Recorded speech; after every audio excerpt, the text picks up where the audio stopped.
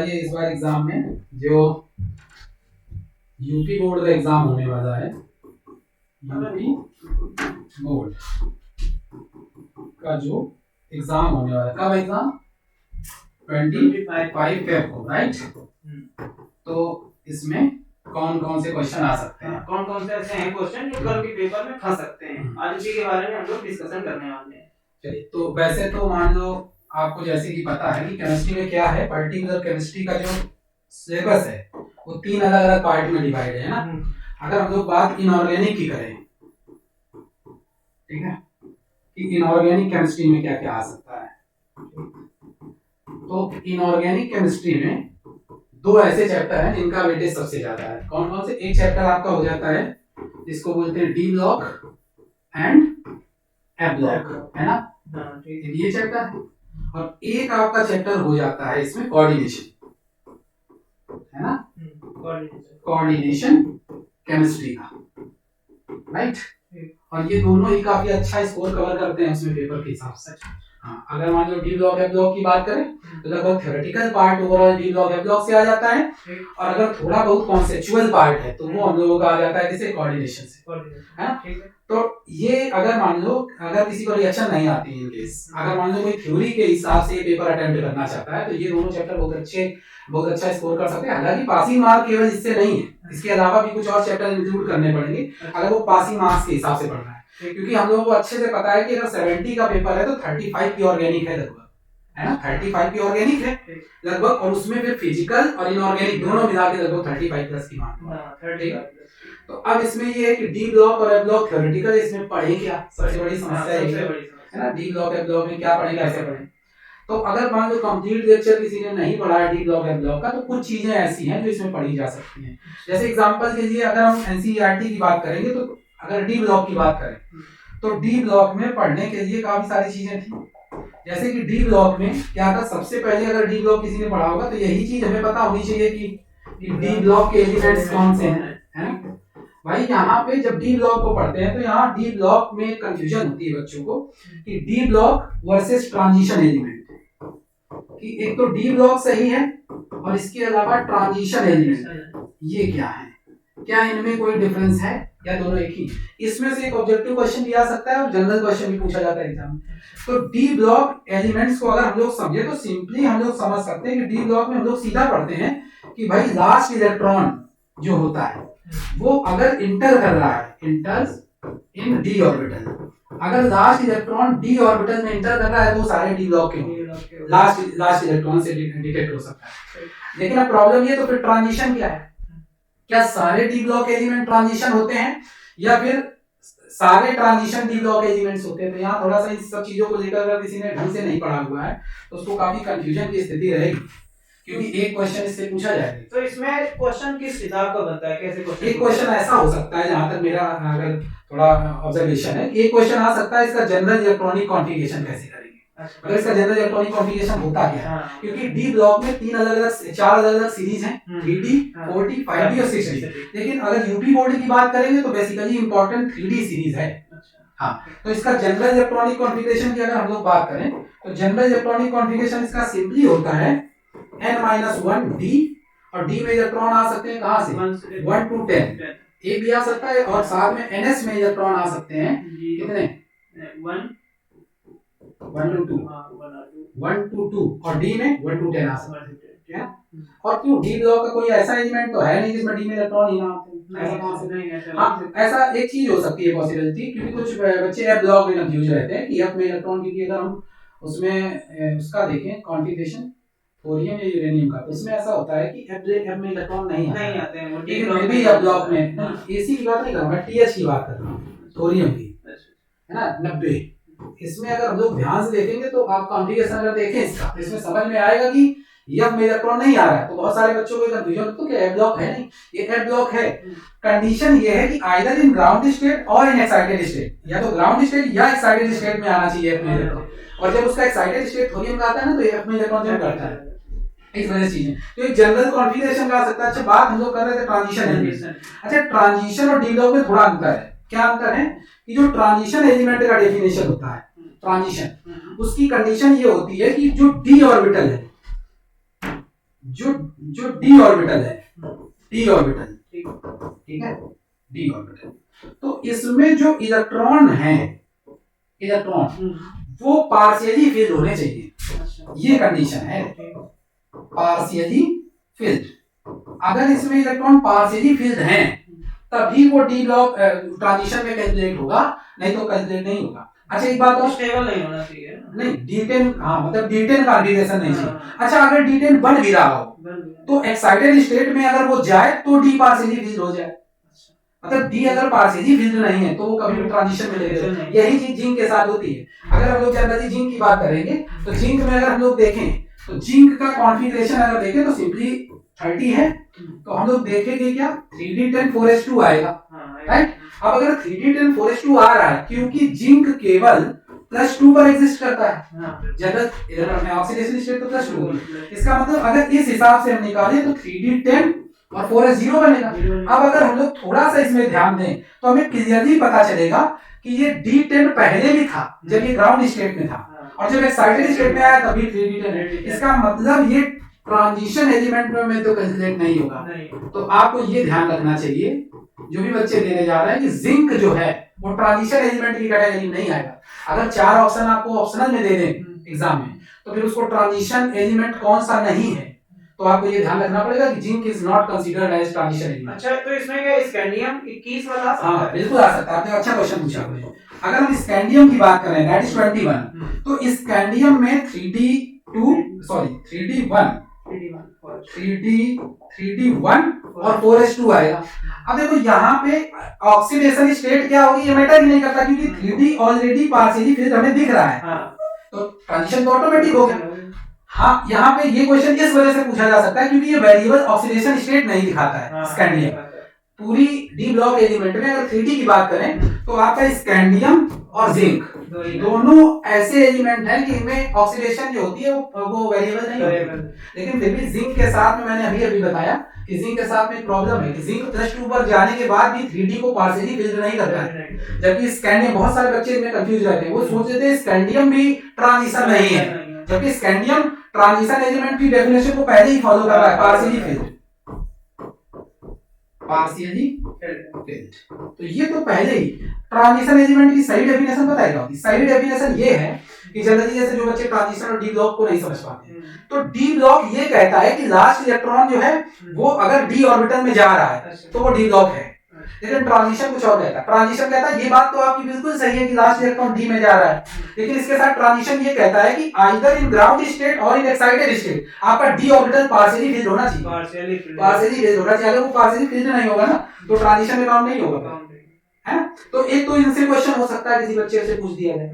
या एक चीज और देखो, जो बहुत यूनिक प्रॉपर्टी दिखाते हैं एलिमेंट उनसे क्वेश्चन बनेगा अगर इससे बनेगा। जैसे कि अगर ये पूछ दिया जाए कि 3D ब्लॉक में ऐसा कौन सा एलिमेंट है जो मैक्सिमम ऑक्सीडेशन स्टेट दिखाता है, उसमें मैग्नीज +7 तक जाता है, और उनके दोनों कंपाउंड भी इनके कोर्स में है, दैट इज KMnO4, है ना। अगर KMnO4 को हम लोग अगर ऑब्जर्व करें तो +7 पर मिलेगा।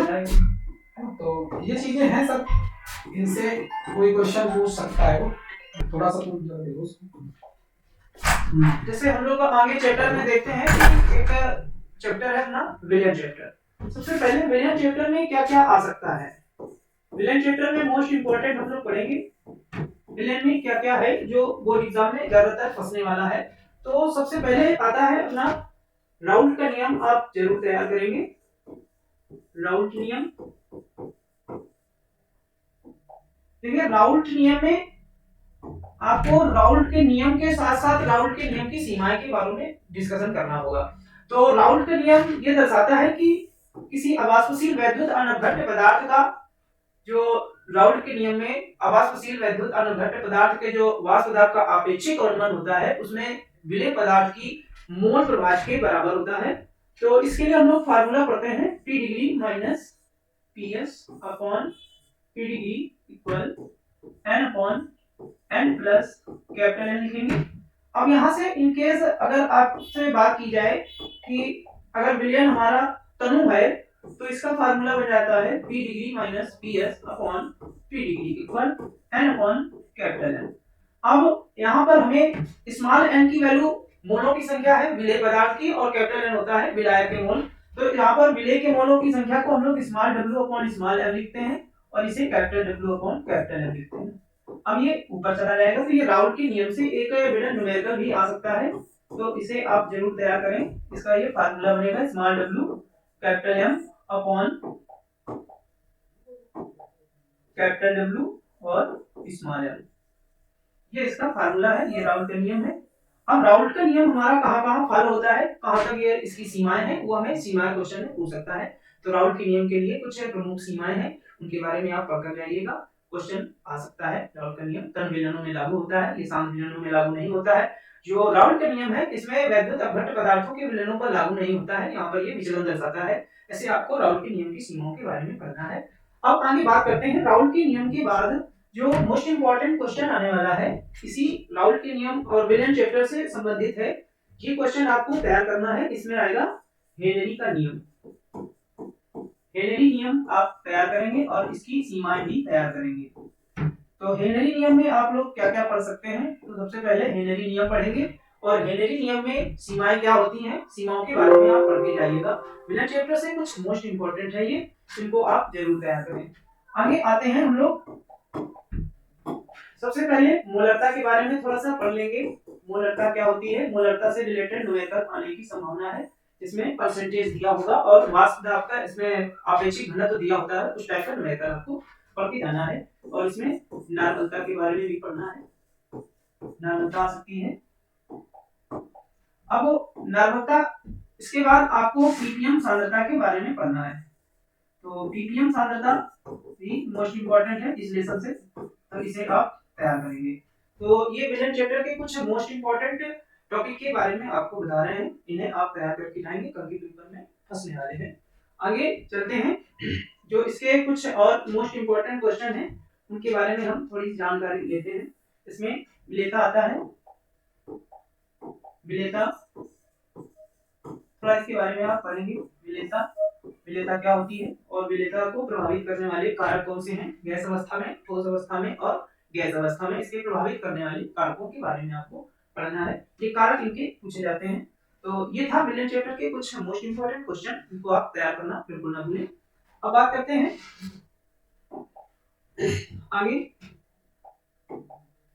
आगे आते हैं रासायनिक बलगति।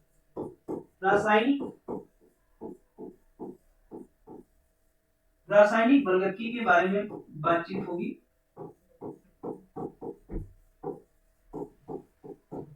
रासायनिक बलगति में दोस्तों सबसे ज्यादा जो क्वेश्चन आने वाला है वो क्वेश्चन है, एक तो आपको शून्य कोटि की अभिक्रिया पढ़नी है, शून्य कोटि अभिक्रिया आप इसे देखकर जाएंगे। अभिक्रिया जो अपघातकों की सांद्रता पर निर्भर नहीं करती, उसे शून्य कोटि की अभिक्रिया कहते हैं। दूसरा आपको पढ़ के जाना है प्रथम कोटि की अभिक्रिया, फर्स्ट ऑर्डर रिएक्शन। तो प्रथम कोटि की अभिक्रिया भी पढ़ेंगे हम लोग, प्रथम कोटि की अभिक्रिया के बारे में पढ़ेंगे।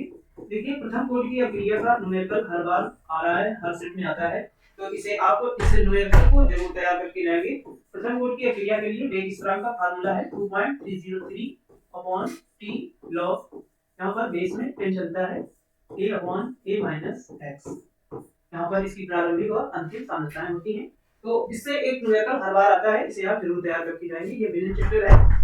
अब इसमें कुछ क्वेश्चन आ जाते हैं, ऑब्जेक्टिव हिस्सा है, जैसे शून्य कोटि की अभिक्रिया, यानी शून्य कोटि की अभिक्रिया से ऑब्जेक्टिव क्वेश्चन इसका बनता है। तो इसके ऑब्जेक्टिव क्वेश्चन में क्या बन जाता है, ऐसे क्वेश्चन देगा और पूछेगा कि निम्नलिखित में से कौन सा शून्य कोटि की अभिक्रिया के लिए दर का समीकरण है। अगर आपको जानकारी नहीं है शून्य कोटि की अभिक्रिया के बारे में, तो इसके लिए आप फार्मूला आसानी से याद कर सकते हैं, जहां पर कोई भी उत्पाद के पावर में 0 लगा मिल जाए।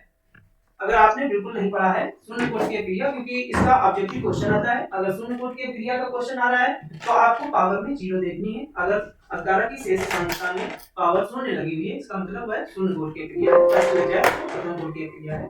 तो ऐसे आप इसको पहचान सकते हैं। आगे चलते हैं, इसमें ये क्वेश्चन इंपॉर्टेंट था।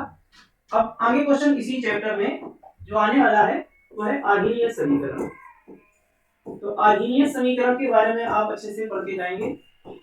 आर्मीय समीकरण बहुत ही ज्यादा क्वेश्चन पूछा जाता है, और आर्मीय समीकरण के साथ साथ इसमें जो सक्रिय ऊर्जा का रोल है, इसमें ग्राफ भी है, तो उस ग्राफ से रिलेटेड क्वेश्चन आते हैं, तो उसे आप जरूर तैयार करें। अगर कोई दो विलेन ऐसे दिए जाते हैं जिनमें तापांतर दिया जाता है, दोनों के टेम्परेचर अलग अलग होते हैं, और उनकी जो एक स्थिरांक है वो भी अगर डिफरेंस दी जाती है, तो उनको भी हमें न्यूमेरिकल में तैयार करना है, क्योंकि उसका भी न्यूमेरिकल फंस जाता है। तो इससे संबंधित एक आपको न्यूमेरिकल तैयार करना है। तो फिजिकल केमिस्ट्री में जी क्या का केमिकल काइनेटिक, हाँ, तो केमिकल काइनेटिक में डेरिवेशन दिया है, हाँ डेरिवेशन फर्स्ट ऑर्डर और जीरो ऑर्डर के कोर्स में है, यानी फर्स्ट ऑर्डर जीरो ऑर्डर ये कर सकते हैं। हाँ आ सकता है, बिल्कुल हाँ। और इसके अलावा जो उसमें रेट कांस्टेंट का एक्सप्रेशन है जीरो ऑर्डर फर्स्ट ऑर्डर, इसके अलावा इसमें एक रिलेशन है इनका टी हाफ के साथ में। हाँ हाँ टी हाफ के साथ, जैसे कि अगर मान लो एनसीईआरटी की बात करें, तो एनसीईआरटी में जीरो ऑर्डर भी है हमारा और फर्स्ट ऑर्डर भी है ना। तो अगर जैसे जीरो ऑर्डर की बात करें, जैसे जीरो ऑर्डर की बात करें, तो जीरो ऑर्डर के हिसाब से सपोज दैट सीधा सीधा रिएक्शन है ए टू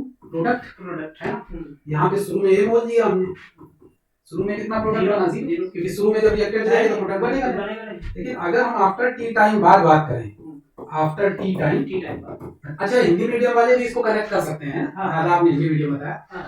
तो इसमें क्या है कि अगर x मोल प्रोडक्ट के बन गए तो फिर ये कितना बचेगा, a माइनस एक्स। अब इसमें अगर हम अप्लाई करें law of mass action, law of mass action, तो मास एक्शन को शॉर्ट में लोमा बोला जाता है, ये गुलजबर पर बागे ने दिया था। तो ये रूल क्या कहता है, ये रूल सीधा सीधा हमसे कहता है कि आपको जो रेट ऑफ रिएक्शन है that is dx over dt, वो डायरेक्टली प्रोपोर्शनल होती है कंसंट्रेशन ऑफ रिएक्टेंट। ये रिएक्टेंट में भी आप डेरिवेशन कर सकते हैं और प्रोडक्ट में भी कर सकते हैं। तो सिंपली हमारा है a माइनस एक्स, और यहाँ पे क्योंकि जीरो ऑर्डर की काइनेटिक को फॉलो कर रहा है जीरो। अब अगर मैं यहाँ पे dx ओवर dt लिख देता हूँ तो ये सिंपली आ जाएगा k, और क्योंकि a माइनस एक्स की पावर जीरो है तो इसका मतलब ये जो पूरा टर्म है ये पूरा टर्म यूनिट हो जाएगा, और अगर ये टर्म यूनिट हो जाएगा तो हमें जो dx ओवर dt की इक्वेशन मिलेगी हमें, है ना, वो क्या मिलेगी, वो सिंपली मिलेगी dx over dt is equal to k। अब इसको हम इंटीग्रेट कर सकते हैं, तो अच्छा यहाँ पे dx is equal to k dt, और इसको हम लोग सिंपली क्या कर देंगे, इंटीग्रेट कर देंगे कुछ इस तरह से। अब देखो यहाँ पे एनसीईआरटी क्या कहता है, एनसीईआरटी कहता है अगर आप इसको एक प्रॉपर लिमिट से इंटीग्रेट कर दें तो आपको कांस्टेंट सी की जरूरत नहीं पड़ेगी। तो अगर देखिए हम लोग कांस्टेंट अगर लेकर करें तो dx x हो जाएगा, और यहाँ पे सिंपली हो जाएगा kt प्लस c। अब इसमें एक कंडीशन लगानी पड़ेगी हमें, कंडीशन वो कहाँ से आती है, वो यहीं से आती है, क्योंकि कंडीशन क्या होती है कि जिस समय पर t जीरो था, यानी अगर टाइम नहीं लगा था तो उस समय प्रोडक्ट भी जीरो था, तो यानी t को अगर जीरो कर दें तो साथ में x को जीरो करना पड़ेगा। अगर t और x दोनों जीरो पुट कर दें तो ये जो इक्वेशन फर्स्ट दे रहे हो उसी की वैल्यू जीरो आ जाएगी। अब अगर हम यहाँ पे फ्रॉम फर्स्ट, अगर हम यहाँ पे फ्रॉम फर्स्ट से लें तो दैट इज सिंपली हमारी इक्वेशन आ जाएगी x is equal to kt, है ना। तो k इज इक्वल टू क्या आ जाएगा, x बाई t। अच्छा ये जो डेरिवेशन है, ये रिजल्ट जो है, इसको एनसीईआरटी क्या कहता है, ये डेरिवेशन बिल्कुल सही, यूपी बोर्ड वाले अक्सर इसी डेरिवेशन पर जाते हैं, लेकिन एनसीईआरटी क्या कहता है, एनसीईआरटी यहाँ जो ये कंसंट्रेशन है इनके साथ थोड़ा झोल करता है। वो क्या करता है, देखिए जैसे हम लोगों ने सिंपली यहाँ लिखा है a टू p, तो एनसीईआरटी भी यही कहता है, लेकिन ये इनिशियल अमाउंट इसका वो c नॉट लेता है, इसको कहता है c नॉट है, और c नॉट के बाद प्रोडक्ट कितना बना, जीरो। अगर जीरो बना और आफ्टर टी टाइम बाद अगर मैं ये बोलूं कि ये ct है, ct बचा, तो प्रोडक्ट कितना बना, अगर ये बचा तो प्रोडक्ट इतना बना होगा c नॉट माइनस ct, है ना। और x क्या है, यहाँ प्रोडक्ट है, इसका मतलब x के प्लेस पर we can write c naught minus ct। काफी बच्चे c में कंफ्यूज होते हैं, वो सोचते हैं ये कुछ अलग लिखा, वो एक ही चीज लिखी है। अच्छा मैंने कंसंट्रेशन सी बोला है, एनसीईआरटी आर नॉट और आर का इस्तेमाल करता है, आर नॉट और आर का, और यहाँ से दो बहुत ही इंपॉर्टेंट ग्राफ बनते हैं, उनके बारे में थोड़ा देखिए, क्योंकि देखो वैसे तो पर्टिकुलर सेंट्रल बोर्ड में ऐसी चीजें होती है कि ग्राफ पूछ रहे हैं, क्योंकि एनसीईआरटी ने ग्राफ बनाया है, तो अगर पेपर टफ आया तो फिर ग्राफ भी पूछ सकता है। तो अगर हम लोग सिंपली इस ग्राफ को ऑब्जर्व करें तो देखो यहाँ पे क्या रिलेशन है हमारा, k is equal to c naught minus ct बोल सकते हो, t मैंने लगा दिया ताकि t टाइम बाद रिमेनिंग क्वांटिटी दिखाई पड़े, ये t है। अब यहाँ पे हम क्या करते हैं, हमें ग्राफ बनाना है, ठीक है, एक मिनट, प्लॉट अ ग्राफ, देखो एक ग्राफ बनाना है हमें, एक ग्राफ बनाना है जो c नॉट वर्सेस टाइम का ग्राफ, एक ग्राफ ये बनाना है, ठीक है, और एक ग्राफ हमें बनाना है ct वर्सेस, हाँ सीटी वर्सेस टाइम, ये दो ग्राफ बनाने हैं। दोनों ग्राफ, अगर ये है कि ये बाकी ये चीजें जैसे सेंट्रल बोर्ड के एग्जाम होते हैं उनके लिए, इवन अगर कोई जेईई या नीट के लिए पढ़ रहा है तो ग्राफ उसको तो आना ही चाहिए, है ना। एनसीईआरटी ने ग्राफ बनाए तो ग्राफ अगर पूछा जाए तो उसमें कोई सस्पेंस नहीं होना चाहिए। अब देखो सी नॉट वर्सेस टी का ग्राफ, यानी इसकी अलजेब्रा को थोड़ा सा सॉल्व करना पड़ेगा हमको। सिंपली अगर हम इसकी अलजेब्रा को थोड़ा सा सॉल्व कर लें तो सारा कुछ बहुत आराम से हो जाएगा, है ना। कैसे होगा देखो, एक ग्राफ में प्लॉट कर दिखाता हूं। इसका क्रॉस मल्टीप्लाई करेंगे तो ये आ जाएगा simply kt is equal to ये हमारा क्या आ जाएगा सी नॉट माइनस सी, ठीक है ना। और देखो वाई एक्सिस पर जिसको लेना है उसके इक्वल में इक्वेशन सेट करनी पड़ेगी, तो मैं इसको इधर ले आता हूं। तो ये C naught is equal to simple equation आ जाएगी kt प्लस सी टी, ये आ जाएगी। अब देखो यहाँ पे अगर ग्राफ बनाए तो सिंपली ये y is equal to mx plus c का ग्राफ है, और m इसकी बिल्कुल साफ दिखाई पड़ रही है k, और अगर k है तो इसका मतलब इसकी स्लोप जो है वो पॉजिटिव है। तो स्लोप पॉजिटिव स्लोप का अगर हमें ग्राफ ड्रॉ करना है तो बहुत आसान चीज है। एक सिंपल ग्राफ अगर हम ड्रॉ करें, ये देखिए ये, तो अब देखो अगर हमें पॉजिटिव स्लोप का ग्राफ ड्रॉ करना है, पॉजिटिव स्लोप का ग्राफ, तो ग्राफ कुछ इस तरह से आएगा, और अगर नेगेटिव स्लोप का ग्राफ ऐसे जाते हैं, यानी ये इस तरह वाले ग्राफ ये पॉजिटिव स्लोप के और इस तरह वाले ग्राफ नेगेटिव स्लोप के। तो यहाँ पॉजिटिव स्लोप है तो अगर ग्राफ ड्रॉ करें तो ऐसे आएगा, y एक्सिस पर इंटरसेप्ट अगर हम देखें यहाँ पे तो कितना दे रहा है, y एक्सिस पर इंटरसेप्ट ct है, ठीक है। तो सिंपली अगर ग्राफ बनाए तो वही बनेगा ग्राफ आपका। कैसे बनेगा, इस तरह से ग्राफ बन जाएगा। अब अगर ये ग्राफ बनेगा तो इसकी स्लोप पॉजिटिव होगी और इंटरसेप्ट ये मिल रहा है ना, तो इसकी स्लोप इस ग्राफ की क्या आएगी, इस ग्राफ की स्लोप आएगी k, ठीक है। और इसका इंटरसेप्ट आएगा, इंटरसेप्ट कितना आएगा, इंटरसेप्ट आएगा ct, क्योंकि इंटरसेप्ट ये डिस्टेंस है ना। अब अगर इसके कंपेयर में अगर हम इस ग्राफ पर जाते हैं, क्या कहते हैं ct वर्सेस t का, तो हमें ऑब्वियस सी बात है इसको इधर करके इसको इधर जाना पड़ता है। तो इक्वेशन क्या आती है, इक्वेशन सिंपल आती है ct is equal to minus kt plus c naught आता है, तो ये c नॉट आता। अब अगर ग्राफ प्लॉट करते हैं तो यहाँ पे देखो ग्राफ में क्या चेंजेस आता है। ये ग्राफ क्योंकि नेगेटिव स्लोप का ग्राफ है, ये ग्राफ इस तरह से बनता है। एनसीईआरटी ने ये वाला ग्राफ बनाया है, ये नेगेटिव स्लोप का ग्राफ है, आप देखना इसको। तो ये टाइम वर्सेस ct यानी रिमेनिंग कंसंट्रेशन का ग्राफ है, और ये वाला जो ग्राफ है ये टाइम वर्सेस इनिशियल कंसंट्रेशन का ग्राफ है ना। तो ये ग्राफ बनेगा तो स्लोप अभी भी इसमें पॉजिटिव है, लेकिन सॉरी इंटरसेप्ट है ना, इंटरसेप्ट स्लोप यहाँ पे आ जाएगी माइनस k, और इंटरसेप्ट आपको पता है, इंटरसेप्ट अगर देखेंगे तो सी नॉट इंटरसेप्ट मिलेगा। तो ये ग्राफ है, इसका न्यूमेरिकल भी आ सकता है। अभी ये चीज हम लोगों ने देखी, इसको हम रिलेट कर सकते हैं क्या कहते हैं टी हाफ से, क्योंकि टी हाफ का न्यूमेरिकल पूछा जा सकता है। तो अगर हम जीरो ऑर्डर के काइनेटिक को रिलेट करें टी हाफ से तो क्या कंडीशन आएगी, क्योंकि फॉर्मूला अच्छा एक फॉर्मूला हम लोग ये भी पढ़ चुके थे जीरो ऑर्डर में, है ना। अगर इसके लिए हम ग्राफ बनाए तो इसके लिए भी ग्राफ बन सकता है x kt। देखो मल्टीपल टाइप ऑफ ग्राफ ये सब कॉम्पिटिटिव एग्जाम के लिए ज्यादा बेटर होते हैं, है ना। लेकिन थोड़ा सा मैं इसको बता देता हूं। तो ये ग्राफ अगर हम ड्रॉ करें, that is y equal to mx का ग्राफ है, इसका मतलब that graph passes from the origin because intercept is 0, right. तो यहाँ का ग्राफ क्या बनेगा, यहाँ का ग्राफ सिंपली आपका यही बनेगा, ये है ना, ओरिजिन से जाए, है ना, क्योंकि यहाँ पे क्या स्लोप है, इंटरसेप्ट 0 है। तो यहाँ का स्लोप क्या आ जाएगा, ये स्लोप आ जाएगा हमारा केवल k, क्योंकि ये ग्राफ जो बना है वो बना है टाइम वर्सेस x।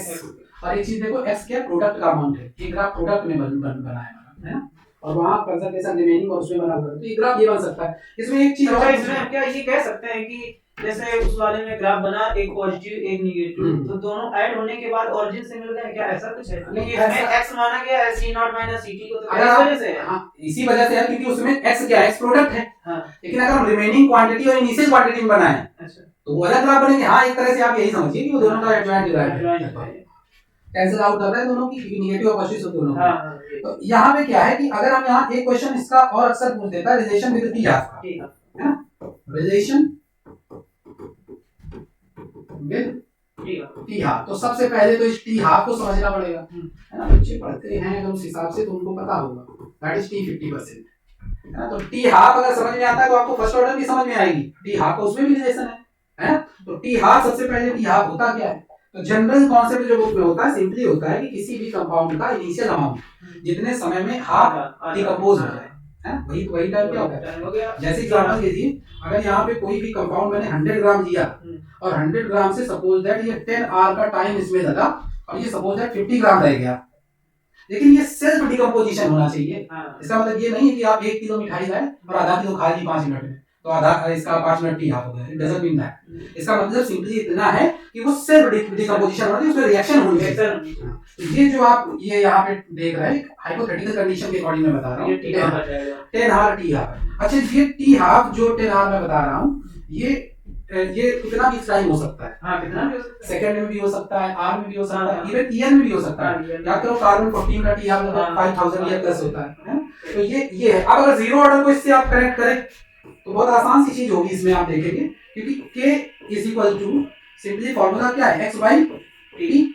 तो आप क्या करेंगे, x को आधा रिड्यूस कर दीजिए a बाई 2। अच्छा a बाई 2 भी बोल सकते हैं या c नॉट बाई 2 भी बोल सकते हैं, एक ही बात है, ठीक है। तो आप बिल्कुल सही बात, t की जगह पर क्या हो जाएगा, टी हाफ हो जाएगा।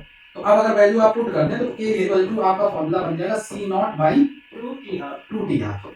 और अगर यहाँ से टी हाफ आप कैलकुलेट करें तो आपको टी हाफ सीधा मिलेगा सी नॉट बाई 2k। अच्छा क्या मैं इसको ये बोल सकता हूँ कि टी 50% जो रिएक्शन है इसको कंप्लीट होने में इतना टाइम लग रहा है, बिल्कुल बोल सकते हैं, राइट। लेकिन इस काइनेटिक में एक बात हमें समझनी पड़ती है, बहुत इंपॉर्टेंट बात है ये, क्या कि अगर जीरो ऑर्डर की काइनेटिक है, जितनी भी काइनेटिक आपने पढ़ी है, जीरो ऑर्डर की पढ़ी हो या आप फर्स्ट ऑर्डर की पढ़े, तो जीरो या सेकंड या थर्ड, जीरो ऑर्डर की काइनेटिक ही ऐसी काइनेटिक है जो रिएक्शन 100% कंप्लीशन तक जाती है।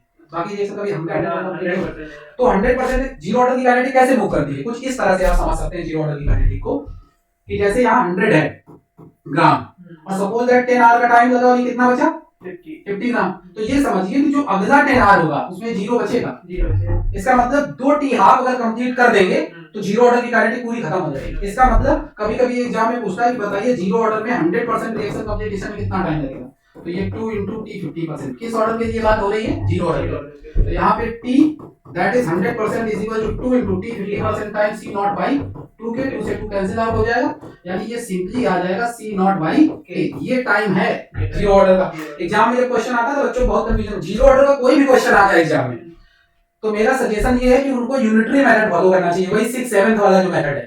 जैसे एग्जाम, जैसे सपोज दैट क्वेश्चन है, अगर मैं ये कहूं कि प्रॉब्लम एक है कि a reaction follow zero order kinetic, एक रिएक्शन है जो जीरो ऑर्डर से चल रही है, ठीक है। और अगर मैं ये कहूं कि बताइए 75% रिएक्शन कंप्लीट हो रही है, इसके लिए टाइम लग रहा है सपोज दैट 100 मिनट, 100 मिनट, ठीक है। अब मैं ये पूछूं बताओ इसमें 100% में कितना टाइम लगेगा, 50% में कितना टाइम लगेगा। तो इस तरह के क्वेश्चन जो होते हैं ना, इनको आप सीधे यूनिटरी मेथड से लगाइए। कैसे, वही तरीका पुराना वाला, कैसे लिखेंगे, since time taken to complete कितने परसेंट, 75% के लिए कितना टाइम लग रहा है, 100 मिनट, ठीक है। तो बताइए 1% के लिए कितना टाइम लगेगा, ये केवल जीरो ऑर्डर में लगेगी बस, है ना। तो कितना 4/3 आ जाएगा ना, आपकी जितने भी परसेंट का आपसे कह रहे हैं लगा दो, जैसे 100% का पूछ रहा है ना, तो ये लग जाएगा कितना 100 × 4/3। अगर ये मिनट में दे रहा है तो आंसर मिनट हो जाएगा, ईयर में दे रहा है, सिंपल है। फर्स्ट ऑर्डर की गारंटी, जीरो ऑर्डर की गारंटी कैसी चलती है, अगर 50 पूछ रहा है तो एक बार 50 रख दो। और फर्स्ट ऑर्डर के लिए थोड़ा इनको दिमाग, क्योंकि एग्जाम में जीरो ऑर्डर आएगा, फर्स्ट ऑर्डर ज्यादा इंपॉर्टेंट है ना। फर्स्ट ऑर्डर की काइनेटिक के लिए भी इनको समझना पड़ेगा।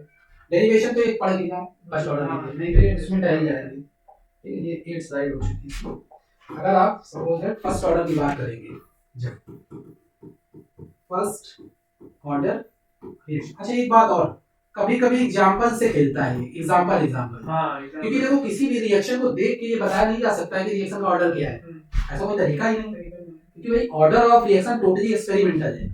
जब तक और किसी भी रिएक्शन का ऑर्डर अगर या तो आपको पहले से याद हो कि इस रिएक्शन का ऑर्डर ये है तो कर लोगे, तो बेटर यही कि जीरो ऑर्डर के कम से कम 3 एग्जांपल और फर्स्ट ऑर्डर के कम से कम 2-3 एग्जांपल, ये पढ़ है ना। नहीं तो फिर ऐसा कोई तरीका नहीं, जब तक वो डेटा नहीं देगा ना कि कितने परसेंट आप समझ नहीं पाओगे काइनेटिक, तो आपको आएगा। तो फर्स्ट ऑर्डर रिएक्शन भी समथिंग इसी टाइप की चलती है, उसमें कुछ नया नहीं है। जैसे ए है और यहाँ बना प्रोडक्ट, तो सबसे पहले ए मोल मैंने रिएक्टेंट का दिया, तब प्रोडक्ट कितना रहा होगा, 0 रहा है। और अगर टी टाइम बाद सपोज दैट यहाँ पे x मोल का प्रोडक्ट बना, बताइए a माइनस एक्स।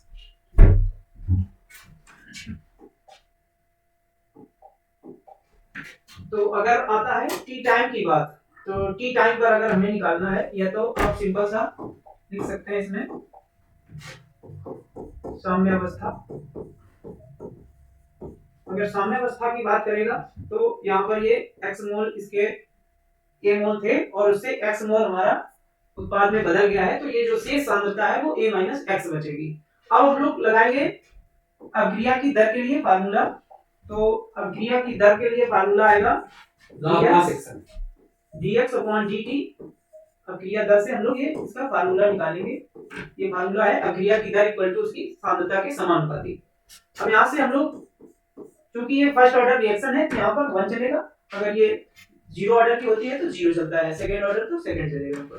तो dx अपॉन dt इक्वल, अब यहाँ पर कोई कांस्टेंट आता है तो इस रिएक्शन के अकॉर्डिंग यहाँ पर कांस्टेंट k आएगा, जिसे हम वेग स्थिरांक कहते हैं।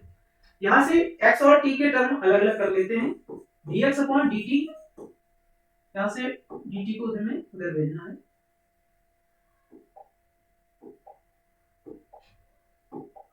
तो dx हमारा ये x का टर्म है, इसे हम नीचे लाएंगे, इक्वल k dt आएगा। अब हमें दोनों पक्षों में समाकलन कर लेना है। अब चूंकि समाकलन करेंगे तो समाकलन यथांक भी आएगा, तो यहाँ पर इसका जो समाकलन आएगा, यहाँ से समाकलन करेंगे तो आएगा माइनस का log a माइनस log में आएगा। लिमिट वो क्या होगा, बेस में यहाँ पर हमेशा 10 चलता है, तो e चलता है यहाँ पे, e बेस होगा, एंटी log में। इसको log भी बोल सकते हैं, इसको ln भी बोल सकते हैं, ln भी कह सकते हो। किसी किसी बुक में ln लिखा मिलेगा तो आप उसे कंफ्यूज ना हो। अब यहाँ पर आएगा, इसका समाकलन सिंपल सा करेंगे कि क्योंकि कांस्टेंट है dt का समाकलन t हो जाएगा, t के सापेक्ष समाकलन चल रहा है, तो kt प्लस समाकलन नियतांक लेंगे c आएगा।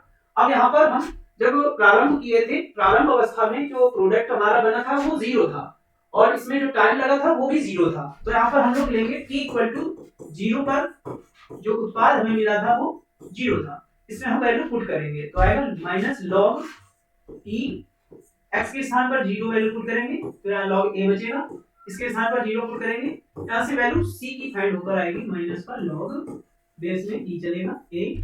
अब ये इसको हम इक्वेशन फर्स्ट देंगे, इसी में वैल्यू हमें पुट करनी है c की, तो c का मान रखने पर या putting the value of c।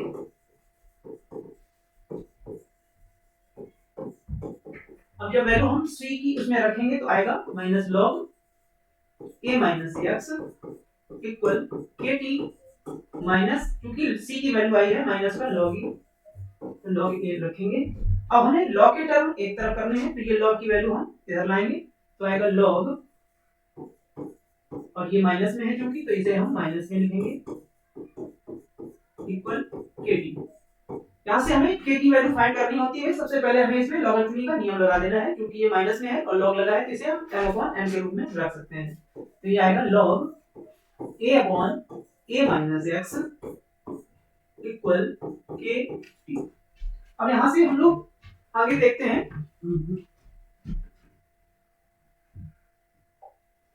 आगे हमें जो फार्मूला प्राप्त हो चुका है वो है kt equal log a upon a minus x.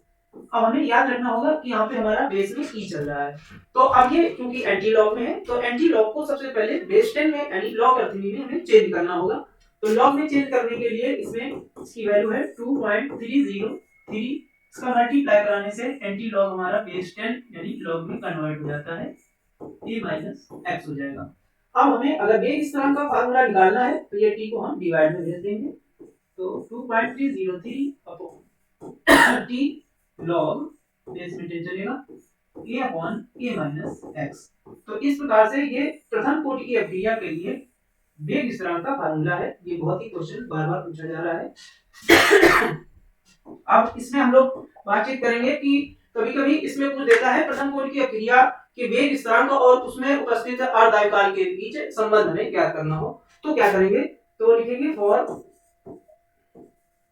Half I या हाफ एस कह सकते हो, अर्धआयतकाल होती है, हिंदी में आप लिख सकते हैं अर्धआयु।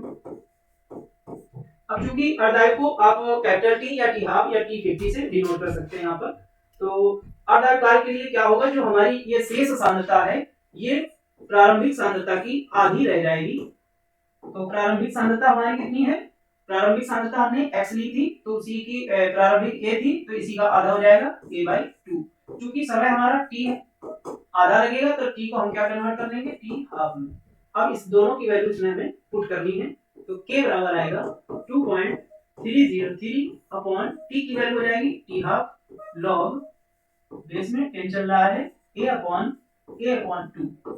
अब a से a कट जाएगा, ये 2 हमारा ऊपर जाएगा, अब आएगा k equal 2.303 upon t half, ये 2 आएगा। अब यहाँ पर हमें log में log 2 की वैल्यू पुट करनी होगी, तो इसे आप आसानी से याद कर लें, क्योंकि इसको पुट करना पड़ता है बार बार, न्यूमेरिकल में भी जरूरत पड़ती है, तो इसे आप याद कर लें। तो k बराबर आएगा 2.303 अपॉन t हाफ और log 2 की वैल्यू 0.3016। अब इसका हम मल्टीप्लाई कराएंगे, k इक्वल, जब इन दोनों को मल्टीप्लाई कराएंगे 0.693 अपॉन t हाफ।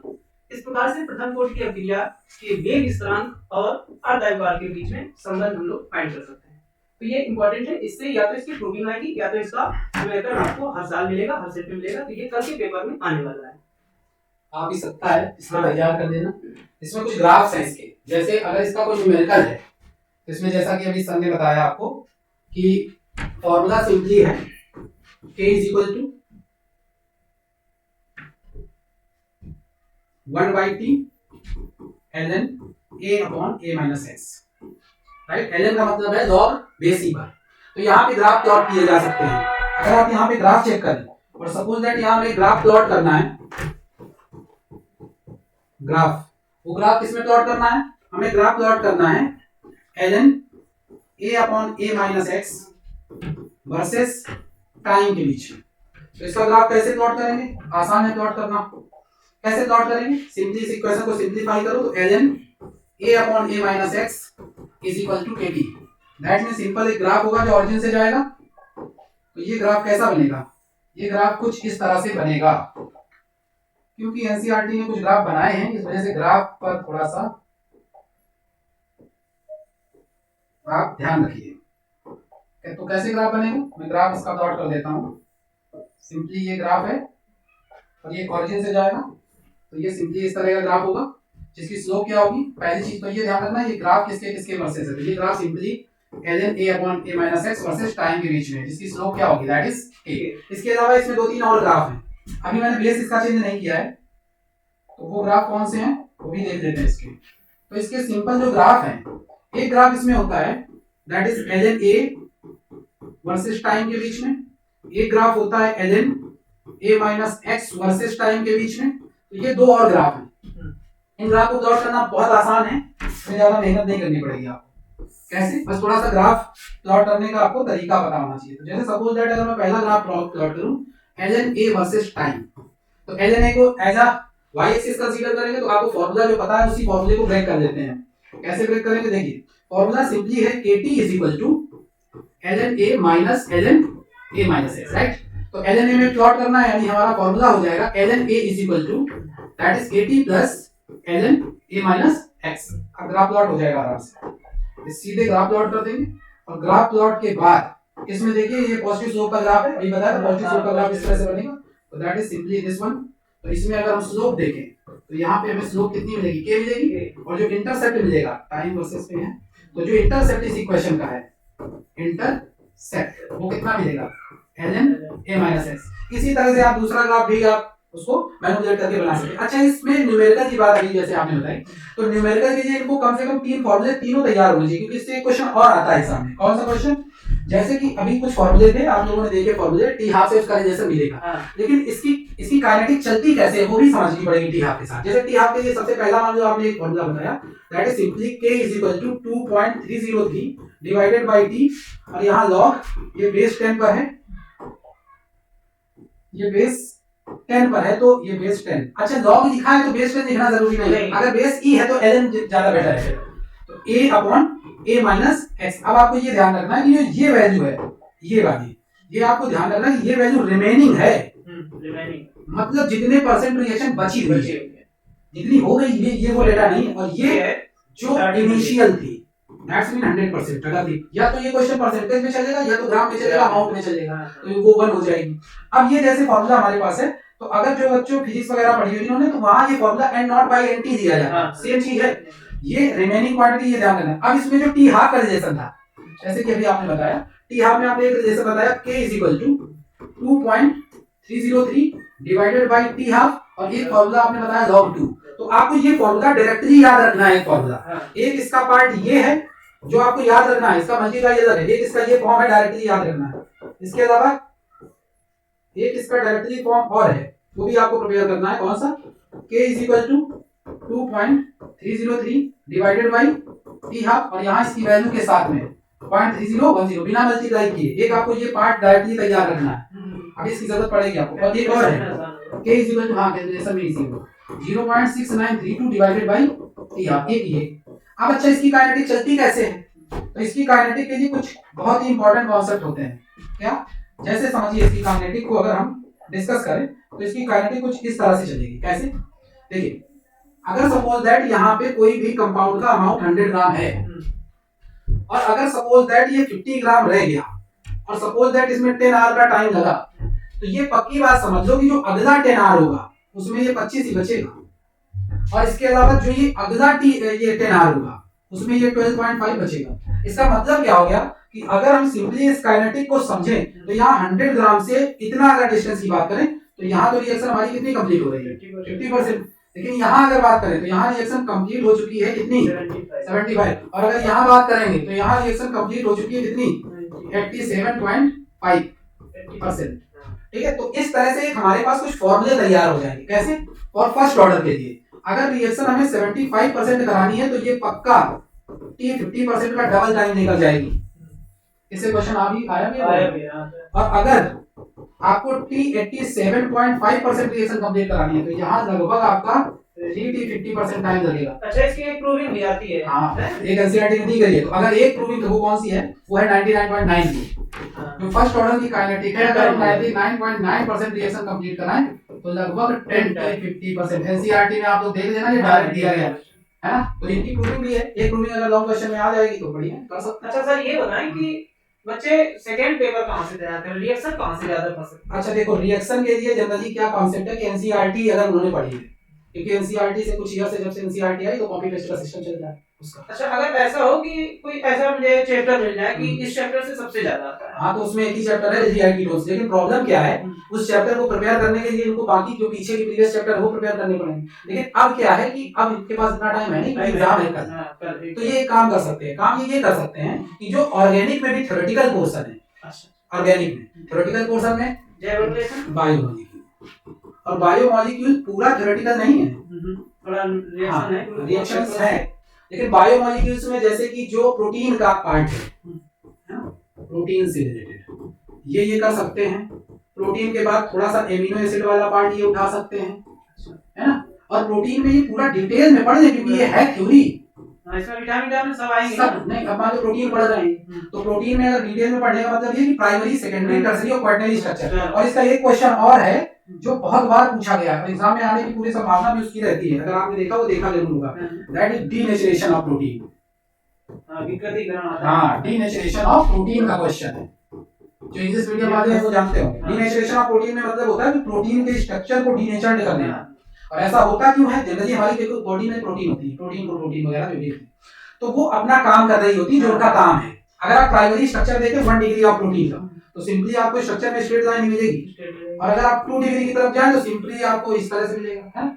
और अगर 3 डिग्री का आप स्ट्रक्चर देखें तो ये थोड़ा सा उलझा हुआ स्ट्रक्चर है ना। और क्वाटरनरी का स्ट्रक्चर अगर आप देखें तो क्वाटरनरी में ये पूरा उलझा हुआ स्ट्रक्चर इस तरह से बना हुआ है, ठीक है। तो ये स्ट्रक्चर है, यानी अगर प्राइमरी स्ट्रक्चर है प्रोटीन तो वो इस स्ट्रक्चर की वजह से बॉडी में काम कर रहा है। अगर इसका स्ट्रक्चर डिस्टर्ब हो गया तो बॉडी में अपना फंक्शन नहीं करेगा। और इसमें क्या कैसे हो सकता है? जैसे पीएच चेंज हो गया, टेम्परेचर चेंज हो गया। अब प्रॉब्लम क्या है, कभी कभी एग्जाम में क्वेश्चन पूछ लेता है कि भाई कौन सा ऐसा प्रोटीन है जिसमें डीनेचरेशन नहीं होता, तो ये प्राइमरी नहीं होगा भाई, ये तो पहले से बिगड़ा हुआ है, बाकी ये बिगड़ सकते हैं, है ना। तो ये डीनेचरेशन का क्वेश्चन इसमें प्राइमरी, सेकेंडरी, टर्सरी इनके स्ट्रक्चर से रिलेटेड क्वेश्चन आते हैं। इवन प्रोटीन में जो ग्लोबुलर और फाइब्रस प्रोटीन वगैरह उनसे क्वेश्चन आते हैं, डीएनए आरएनए से क्वेश्चन आते हैं, विटामिन से क्वेश्चन आते हैं, है ना। तो ये सब इनको पढ़ के जाना पड़ेगा। अगर अब रिएक्शन की बात अगर करोगे, है ना, तो ये एक काम कर सकते हैं, एनसीईआरटी में जो नेमिंग रिएक्शंस हैं वो ये कर सकते हैं। एनसीईआरटी में सीधी सीधी जो नेमिंग रिएक्शन है, जैसे अगर पहला चैप्टर हम लोग पढ़े हेलोजन हेलोजन, ठीक है। तो हेलोजन जब ये जाएंगे तो प्रिपरेशन में इनको कुछ रिएक्शंस मिल जाएंगी, जैसे स्वर्ज रिएक्शन, पिंकल स्टीन मिल जाएगी, सैंडमेयर मिल जाएगी, गैटरमैन मिल जाएगी, है ना। और अगर हेलोएरिन्स बनाएंगे तो उसमें बाद सीमान रिएक्शन मिल जाएगी, वो फ्लोरो कंपाउंड बनाने की, वो ये पढ़ सकते हैं।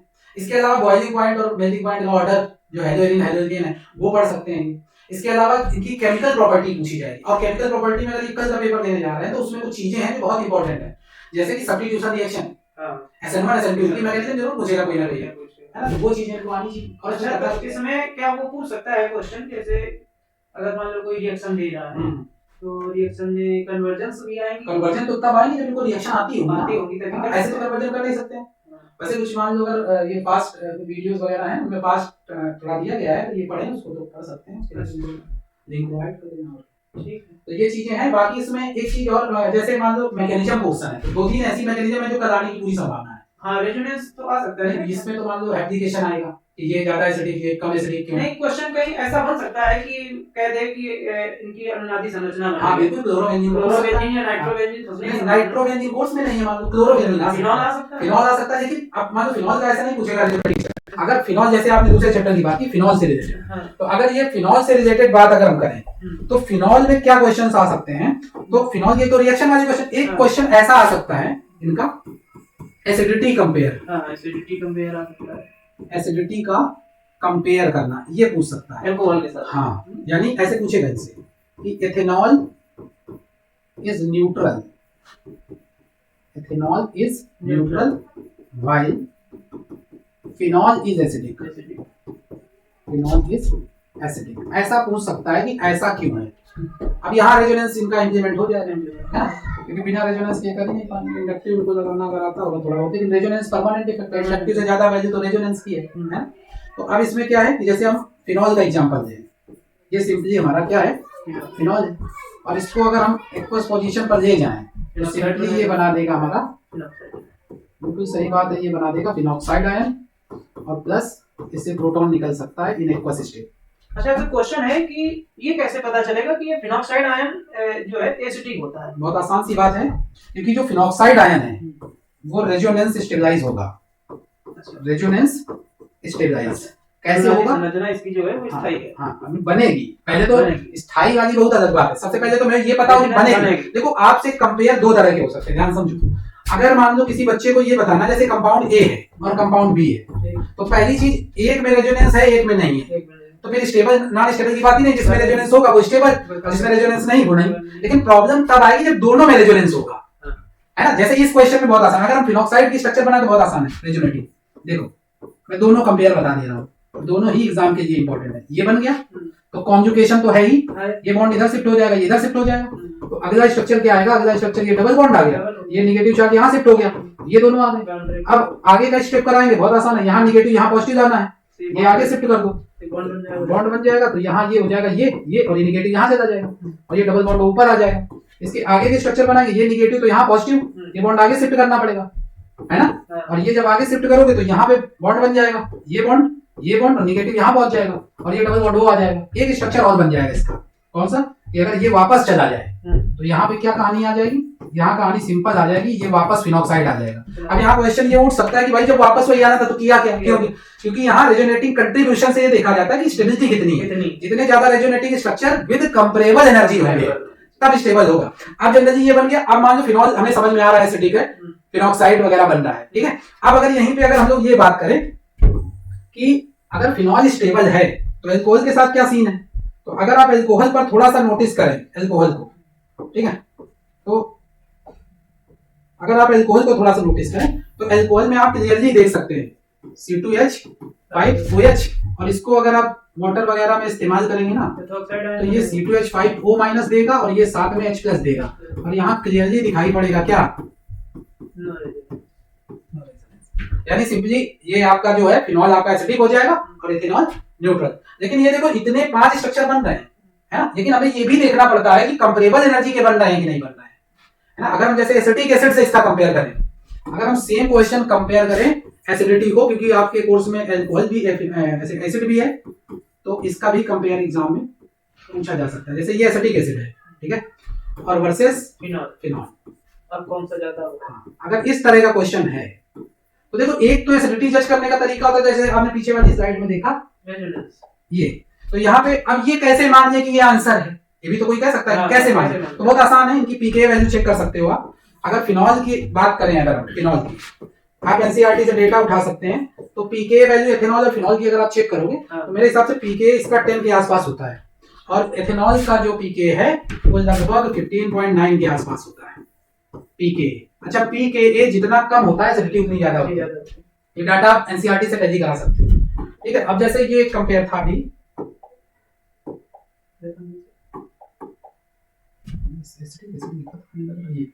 है ना, ये अगर इसमें कंपेयर हम देखें, वैसे हमें आंसर तो आपको पहले पता होता है लोगों को कि इसका अगर मैं पीके चेक करूं, इसका अगर हम पीके देखें तो इसका पीके लगभग 4.76 के आसपास होता है, और जबकि इसका पीके 10 होता है। तो अच्छा, ये तो हमें पता है कि कौन सा ज्यादा एसिडिक है, लेकिन हम लोगों को पीके थोड़ी ना याद करना है, पीके ना कोई इतने डाटा याद कर सकता है। तो फिर क्या तरीका, बहुत आसान सा तरीका है, रेजोनेंस। अब यहाँ आपको लेकिन ये सोचना पड़ेगा, रेजोनेंस दोनों में है। देखिए, अगर हम एसिटिक एसिड में चेक करें, यहाँ पे बहुत काम का क्वेश्चन निकल के आता है।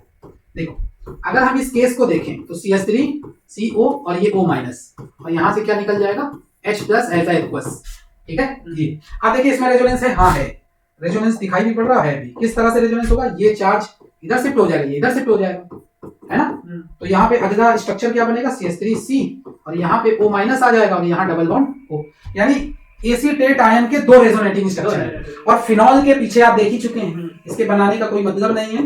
फिनॉल में आपने देखा था कि जो फिनॉक्साइड था, फिनॉक्साइड, उसके कितने रेजोनेटिंग स्ट्रक्चर थे, 5। अब भी पता है कि एसीटेट के 2 वाले ज्यादा स्टेबल है, 5 वाले कम है।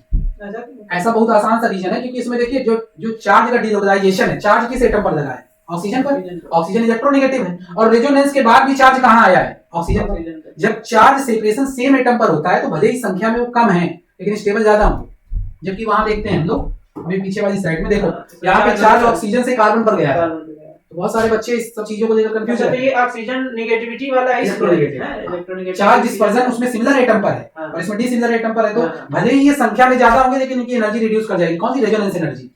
एनर्जी 2 तरह की होती है, एक होती है इंटरनल एनर्जी मॉलिक्यूल की, और एक होती है रेजोनेंस एनर्जी। अच्छा, एक क्वेश्चन है कि अगर क्वेश्चन में ऐसा दे देता है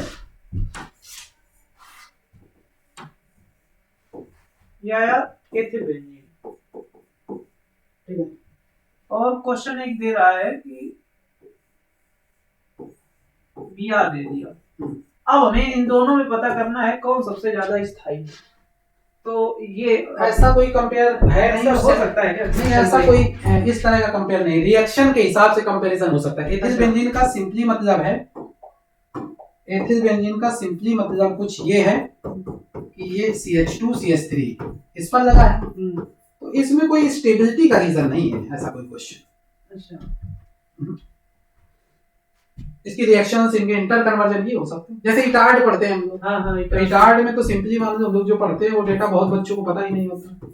इटार्ड रिएक्शन में, या मान लो ऑक्सीडेशन रिएक्शन पढ़ते हैं, जैसे कि CH3 लगा हुआ है, ये टॉल्यूइन है, और सपोज दैट एग्जाम में कोई रिएक्शन इस तरह की दे दी, उसने कह दिया कि KMnO4 KOH और हीट करो, तो बच्चे समझ जाते हैं कि भाई CH3 है, इसका ऑक्सीडेशन करना है। तो जब CH3 ग्रुप का ऑक्सीडेशन होगा तो सिंपली ये चेंज हो जाएगा जाके कार्बोक्सिलिक में, कार्बोक्सिलिक, है ना। लेकिन क्या होगा अगर मैं इसका ऑक्सीडेशन कर दूं, अब क्या होगी कहानी, एथिल का लगा दें, अब सेम रीजन लगा, अब प्रोडक्ट में दिक्कत आएगी।